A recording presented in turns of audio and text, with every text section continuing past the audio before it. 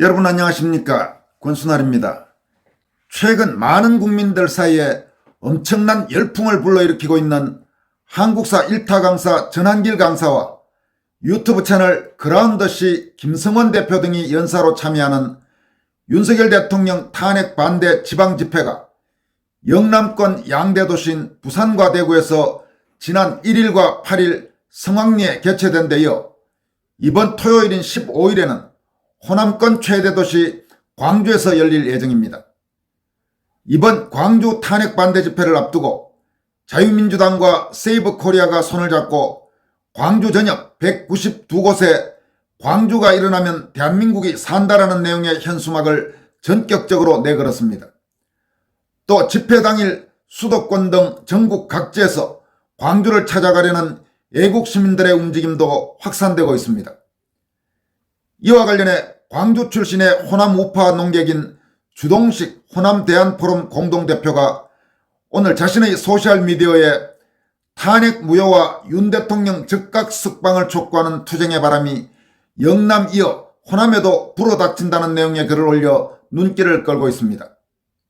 이 소식과 함께 헌법재판소 소장 대행이란 완장을 악용해서 윤석열 대통령 탄핵 심판 과정에서 탄핵 인용을 밀어붙이기 위해 노골적인 편파 진행을 이어가고 있는 급진좌파 판사 출신 문형배 헌법재판관에 대해 역시 판사 출신인 심평 변호사가 문형배가 제도적 폭력을 행사하고 있다면서 재판 당사자의 인권을 유린하며 진행하는 재판은 재판이 아니라 개판이라고 통렬히 질타한 내용도 전해드리겠습니다. 먼저 호남 농객인 주동식 대표는 투쟁의 바람이 영남이어 호남에도 불어닥친다는 제목의 소셜미디어 게시글을 통해 부산에 이어 대구에서 열린 세이브코리아 주최 국가비상기도회가 영하의 날씨에도 엄청난 인파를 끌어모으면서 탄핵 정국의 변수로 떠오르고 있다. 8일 오후 동대구역 일대 운집회 탄핵 무효 윤석열 석방을 외친 시민은 경찰 추산 5만 2천여 명으로 일주일 전 부산 집회의 4배 규모이다. 현지 시민들은 대구에서 이렇게 많은 사람이 모인 적이 없다고 증언하고 있다. 여러분 이미 보도해드린 대로 대구 동대구역 집회 참석 인원은 경찰 추산은 5만 2천여 명이지만 대구 경북지역 최대 일간지인 매일신문이 항공사진을 촬영해서 그걸 AI로 분석한 결과 15만 명 정도가 참여한 것으로 그런 보도가 나왔습니다. 현재 객관적으로는 경찰 추산 5만 2천 명보다는 매일신문이 보도한 15만 명 안팎이 보다 실체적 진실에 가까운 것으로 그렇게 추정되고 있습니다. 주 대표는 이어서 이번 집회는 중대한 역사적 변화를 보여준다. 한국 현대사에서 영남은 땀 흘려 일하는 주역이었지 피 흘려 투쟁하는 전사는 아니었다. 역사를 만들어가는 두 가지 에너지인 피와 땀 가운데 영남은 땀을, 호남은 피를 대표하는 현상이 한국 현대사를 관통해왔던 것이다. 그래서 영남은 산업화의 주역이면서도 정치적으로는 소외되어 왔다고 진단했습니다. 이어서 하지만 87 체제 이후 민주화가 좌경화로 오염 변질되면서 영남의 위기감도 커졌다. 산업화 과정에서 호남이 상대적으로 소외됐다는 부채의식도 작용해 침묵해왔지만 이대로 가면 땀 흘려 이룩한 산업화의 성과도 무너지고 대한민국이 위험해진다는 위기의식을 갖게 된 것이 부산과 대구 집회의 본질이다. 특히 윤석열 대통령의 비상계엄과 탄핵 소추가 위기감을 극대화했다고 분석했습니다. 그는 영남 등 침묵하던 우파가 본격 투쟁에 나서면서 대한민국의 정치 지형은 지각 변동에 직면했다. 좌파만 발언권을 갖던 1987년 체제의 익숙한 과거로 회귀하는 것은 이제 불가능하다. 대한민국 정치권은 새로운 변화를 받아들이고 이를 정치 질서에 반영해야 한다. 그렇게 못할 경우 좌파의 기득권을 날려버리는 거대한 폭풍이 불어오게 된다면서 이것은 역사적 필연이라고 강조했습니다. 그는 또 오는 토요일인 15일 오후에는 광주광역시에서도 같은 집회가 열린다. 강기정 광주시장은 우파 유튜버 안정권의 5.18 광장 집회 문의에 대해 내란 동조, 내란 선동 시위라며 불허했다. 그 판단 근거가 황당하다. 세월호 유가족과 문재인, 이재명을 비판했다는 것이다. 그러면서 맞아 죽는다고 협박한다. 세월호, 문재인, 이재명이 대한민국인가? 이런 자가 광역시 시장이라니 어이가 없어 말문이 막힌다고 목소리를 높였습니다. 그러면서 좌파의 심장이었던 광주에도 변화의 바람이 불어온다. 청년들이 이런 변화의 선두에 서 있다고 한다. 이들의 눈에 낡은 80년대 운동권 논리에 매몰된 강기정 같은 자들은 청산해야 할 수구반동의 일원일 뿐이다 라고 마무리했습니다. 주동식 대표는 이 글에 이어 강기정 광주시장과 관련해서 다음과 같은 글을 추가로 올렸습니다. 명색이 광역시장이란 자가 집회에 나선 우파 시민들한테 맞아 죽는다고 협박이라니. 원래 무식하고 비겁한 새끼라고 소문이 자자했지만 나이 처먹고도 여전하네. 옛날 국회에서 여당 의원에게 주먹 휘두르다가 역으로 얻어터지고 나서 분풀이로 애꿎은 국회 경비를 두들겨 팬 사건은 유명하지.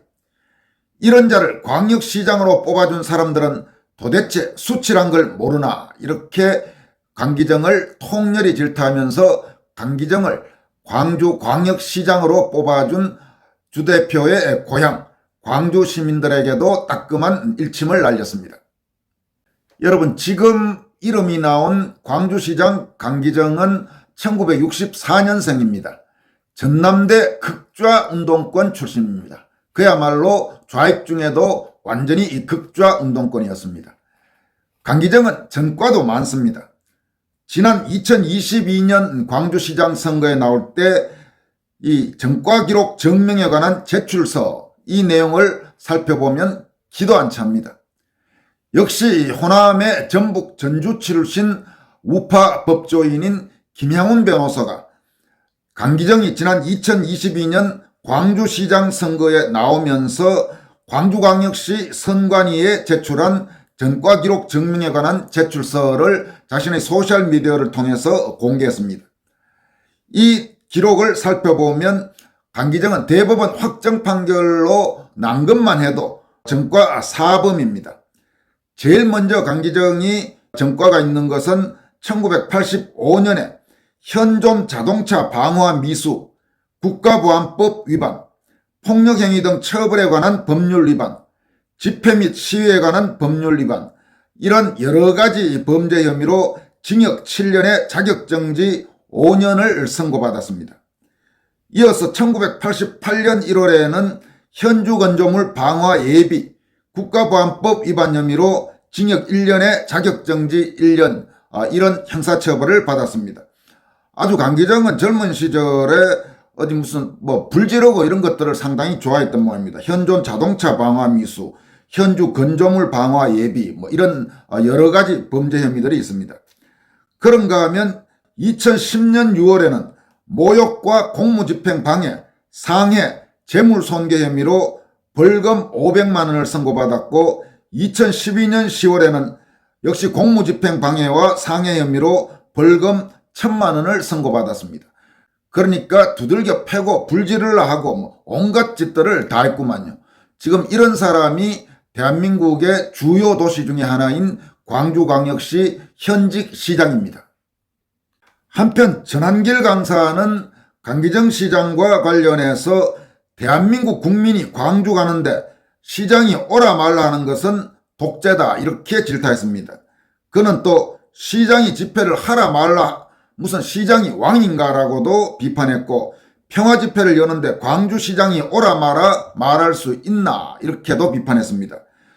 또 자신을 극우로 본다면 바로 그런 말을 하는 강기정 시장 자체가 극좌빨이라고 맞받아쳤습니다. 한편 2월 15일 토요일 오후 2시에 광주에서 열릴 예정인 윤석열 대통령 탄핵 반대 집회를 앞두고 자유민주당이 이번 행사를 주최하는 세이브 코리아와 손잡고 광주 전역에 현수막을 전격 게시했습니다. 광주 전역 192곳에 현수막을 걸었습니다. 주요 게시 장소는 집회 개최 장소인 광주시 동구 금남로와 광주 망월공원 묘지 입구, 광주 5.18 기념공원 입구, 김대중 컨벤션 센터 앞, 광주 광역시청 앞, 전남대 광주 캠퍼스 정문 앞, 정율성로 정율성 동상 자리 앞, 주광주 중국 총영사관 입구, 광주 법원과 검찰청 앞, 광주 MBC 입구, 광주 송정 KTX역 앞, 광주 종합버스터미널 앞 등 모두 192곳입니다. 광주시 96개 모든 동에 각각 2개씩 전수 개시를 했다고 합니다. 그리고 현수막의 내용은 광주가 일어나면 대한민국이 산다, 이런 내용의 현수막이라고 합니다. 한편 최근 윤 대통령 탄핵 심판 과정에서 그야말로 거의 막가파적 행태를 보이고 있는 문영배 헌법재판소 소장 대행 문영배 재판관에 대해서 판사 출신이고 경북대 로스쿨 교수를 지냈던 심평 변호사는 문영배의 제도적 폭력 행사, 이런 제목의 글을 통해서 문영배를 통렬히 질타했습니다. 심평 변호사는 다음과 같이 밝혔습니다. 판사의 경험에서 형사법정의 일상적 풍경을 말한다. 판사는 엄벌에 처할 피고인에게는 일부러 온정을 베풀듯이 대한다. 피고인의 말도 경청해주는 척한다. 그러다 선고날 표정을 확 바꾸어 큰 질책을 하며 중형을 선고한다. 반대로 피고인이 한번 선처를 하여 기회를 주면 착실히 사회생활을 할 수 있을 것 같으면 재판기일 일부러 심히 꾸짖고 반성의 마음이 더 솟아나기를 기다린다. 물론 선고일 재판장은 온화한나처로 가벼운 형을 선고한다. 지금 헌법재판소에서 하는 탄핵재판을 보면 그런 통상의 재판 틀과는 너무 결이 다르다. 소장 대행을 하는 문영배 재판관은 소송 지휘권이라는 살벌한 무기로 자신을 둘러싼 뒤 거침없이 재판을 진행한다. 그의 얄팍한 얼굴에 자리한 찡그린 표정은 노골적인 적대감을 조금도 감추려고 하지 않는다.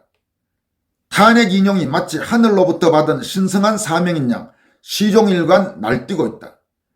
그리고 한덕수 고난대행에 관한 재판은 의결정족수만을 따지면 되는 극히 간단한 재판임에도 불구하고 얼굴에 철판을 깐 양 뻔뻔스럽게 미룬다.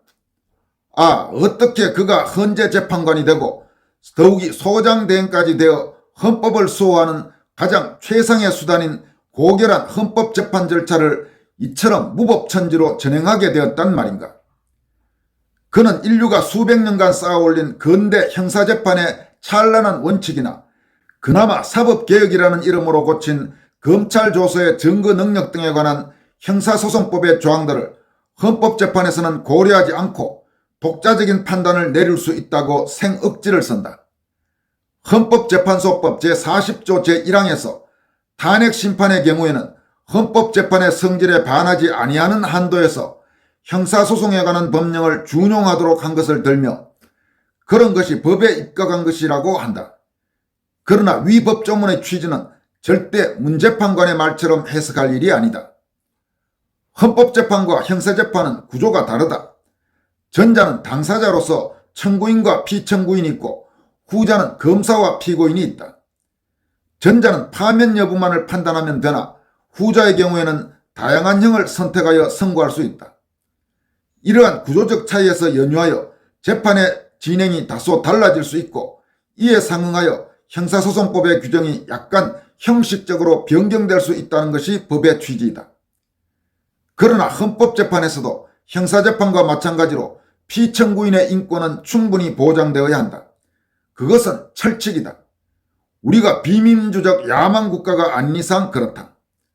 따라서 형사재판을 규율하는 정거법상의 재반 원칙을 무시하고 과도한 부담을 안겨주는 재판 진행으로 피청구인의 방어권 자체를 허물어뜨릴 위험을 초래하는 것은 있을 수 없는, 절대 있어서는 안 되는 일이다. 재판 당사자의 인권을 짓밟지 않는 것은 헌법재판이건 형사재판이건 민사재판이건 모든 재판에서 지켜야 할 근본 원칙이다. 오히려 헌법을 적용 규범으로 하는 헌법재판에서 제일 확실히 지켜져야 한다. 재판 당사자의 인권을 유린하며 진행하는 재판은 재판이 아니다. 통탄하지 않을 수 없는 비열한 개판이다. 그리고 이 개판은 바로 법을 악용한 제도적 폭력의 행사에 다름 아니다. 문재판관이 손에 쥔 소송지휘권을 악의적으로 남용하여 계속 이런 제도적 폭력을 행사해 나간다면 그것의 끝에는 국민의 성스러운 저항권이 기다리고 있다. 주권자가 어쩔 수 없이 최후의 수단으로 저항권을 선택하면 그것은 마른 들판 위로 번지는 들불처럼 급속히 퍼져나가 그도 역시 삽시간에 태워버릴 것이다. 여러분, 지금 심평 변호사의 이 말 중에 정말로 가슴에 와닿는 부분이 지금 헌법재판소에서 진행되고 있는 저 헌법재판은 재판이 아니라 개판이다. 정말로 공감되는 말이 아닐 수 없습니다. 그리고 저 따위 식으로 진행돼서 대통령 탄핵이 인용된다면 국민이 과연 그 탄핵 결정을 받아들일 의무가 있는지, 받아들일 필요가 있는지 정말로 진지하게 심각하게 생각해야 하는 상황이 될 수도 있습니다. 아니, 어쩌면 그따위 탄핵 재판은 국민이 저항하는 것이 당연한 국민의 권리일지도 모릅니다. 여러분, 지금 상황이 이렇게 어렵게 된 것은 결국 국회에서 더불어민주당 등 좌익정당 등이 주도하고 국민의힘 안에서 한동훈 세력 같은 배신자들이 탄핵 소추에 찬성해서 결국 국회에서 탄핵 소추안이 가결됐기 때문에 지금 모든 어려움이 초래된 것입니다. 이와 관련해서 모두에 말씀드렸던 주동식 호남대안포럼 공동대표는 국민의힘 내에 저 배신자들을 반드시 척결해야 한다고 강조하고 있습니다. 주동식 대표는 지난해 총선 결과는 윤통과 김 여사가 미워도 탄핵만은 안 된다는 유권자의 명령이었다. 국힘에서 탄핵 동조한 자들은 그 명령을 정면에서 거부하고 짓밟았다. 국민이 쥐어준 무기로 적과 싸우지 않고 아군 지휘관의 등을 찔렀다면서 이런 자들을 응징하지 않고 그냥 넘기면 이건 정당도 아니다. 정당은 동일한 정치적 가치를 실현하기 위해 일정한 규율 아래 모인 집단이다. 그 가치와 규율을 공유하지 못한다면 함께할 이유가 없다고 강조했습니다. 그는 이어서 탄핵이 정당하다고 믿는 자들이 탄핵을 반대하는 사람들과 왜 당을 함께하나? 지들이 알아서 당을 박차고 나가는 게 떳떳하지 않나? 당원과 유권자들을 배신하고서 그들이 주는 표는 아쉽나라고 강도 높게 질타했습니다. 주동식 대표는 당과 국가를 결정적인 위기에 빠뜨린 자들이 그래도 잘했다며 설치고 다니는 꼴을 보면 나는 속이 뒤틀린다. 국민의힘 당원들은 배알도 없나? 좋은 게 좋다는 무골 호인들인가? 기계고 뭐고 쓰레기통에 처박았나라고 역설했습니다. 충분히 공감이 되는 내용입니다. 아마 시청자 여러분, 구독자 여러분들도 이 국힘 내의 배신자들, 탄핵 찬성파들을 척결해야 한다는 그 주장에 많이 공감하실 걸로 생각합니다. 지금까지 권순할TV였습니다. 고맙습니다.